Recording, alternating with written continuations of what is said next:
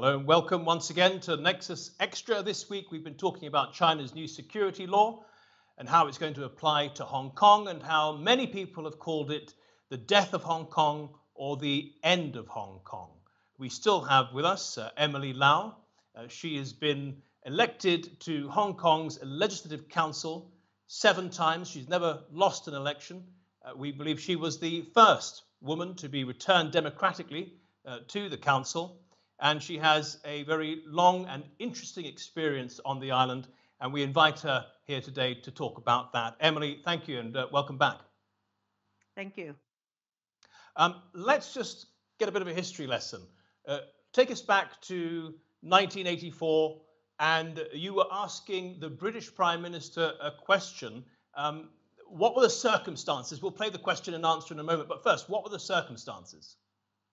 Well, in December of 1984, Mrs. Margaret Thatcher traveled to Beijing to sign the Sino-British Joint Declaration with the Premier Zhao Ziyang.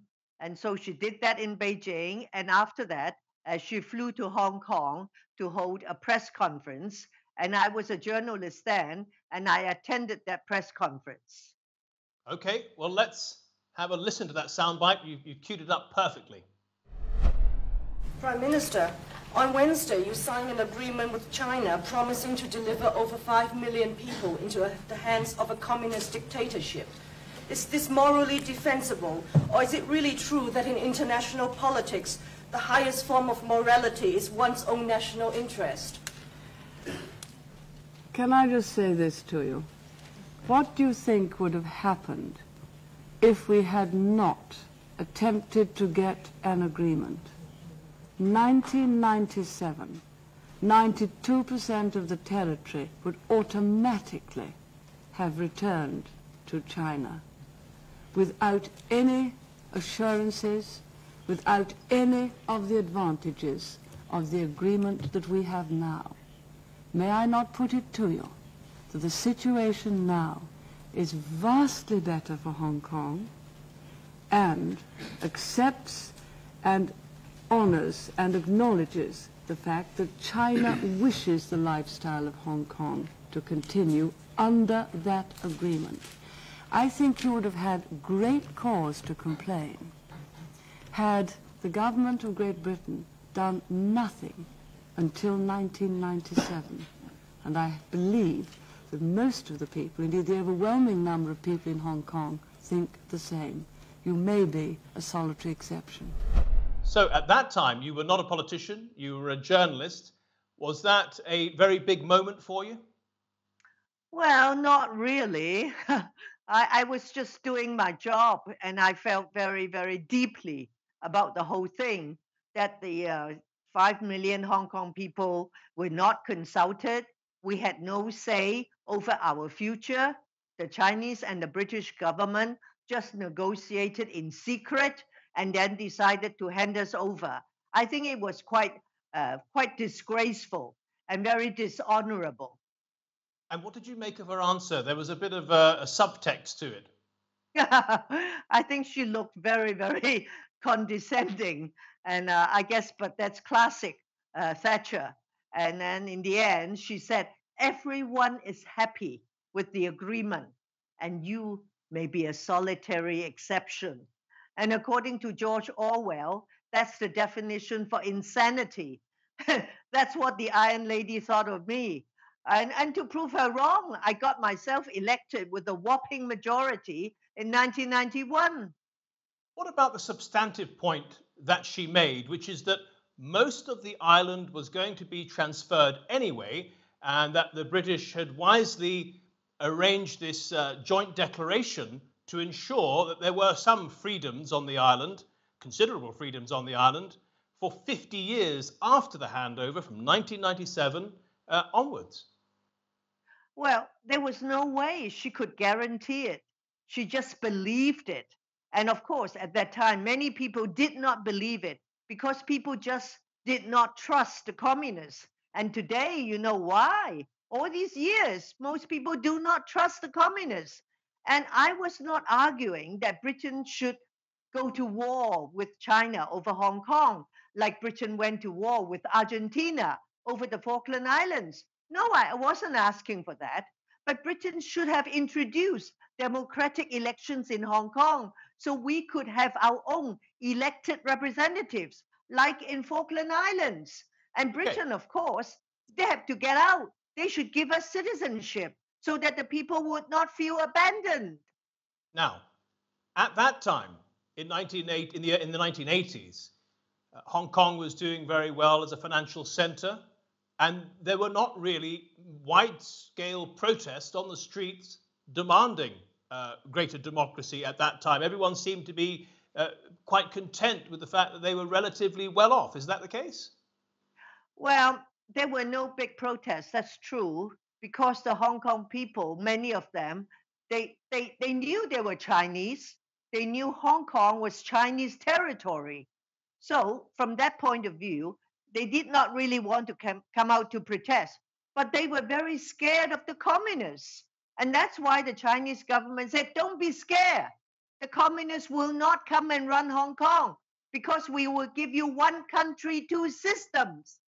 But of course, people did not trust the communists. So one thing that Britain should have and could have done for us is to say, now we are pulling out. But if things do go wrong in future, you have a home to go to. You can come to Britain. That's what Britain should have done for us in 1997. And if you look at the chair of the House of Commons Foreign Affairs Committee, Mr. Tom Tugendhat, he said several times that Britain was wrong to just abandon the people in Hong Kong like that in 1997. Now, you talk about 1997. It was a rainy night on, what was it, June the 30th, when the handover ceremony took place. We can see some pictures of it here now, Prime Minister Tony Blair and Prince Charles and the last governor of Hong Kong, Chris Patten. You were also, that night, not at the handover ceremony, but around the corner at the Legco building. Let's have a listen to what you were saying then. Also, yellow ribbon means come back. Not come back colonial rule, of course, but come back elected legislature, come back democracy. So in that moment, it was a very difficult decision to make, right? You're looking at a handover to a power that was fast growing, which was the previous owner, if you like, of the island. And it was inevitable. The British considered they'd got a good deal for the island. And you were not saying, no, the British must stay. You were saying that democracy must be protected at that time, right? Yeah. Okay. Yes, of course. I mean, we wanted to have representative government. We wanted to be able to run our own lives. And of course, it's under Chinese sovereignty. And then the Chinese promised us we have a high degree of autonomy. We can be in charge of our own internal affairs, apart from foreign affairs and defense. So that was the promise. And now the promise is being broken. Now, the promise is being broken, in your opinion, by one side, one signatory to this joint declaration. What can you do about it? Well, actually, you're right. There are two parties to the joint declaration. Okay, the Communist Party is breaking the promise. But Britain, who also signed the agreement, has a duty to ensure that that should not happen. And now that it's happening, Britain must do more to stop it from happening, and also to tell the people, wow, if things go horribly wrong in Hong Kong, you have a home to come to in Britain. Now this is an interesting point. The whole idea of the handover was to bring an end to the colonial era. And you're saying that Britain should reprise its colonial role and allow up to 3 million people into the United Kingdom. Is that right? Well, I think that is a moral and a legal and a political responsibility, because Britain has run Hong Kong for 1.5 centuries and never given those people democracy. And then, without consulting them, Britain decided to hand these people back to communist China. And it is a very, very, very immoral thing to do. And now our biggest horror has come true. And what do you We say are to going to lose people? our freedoms.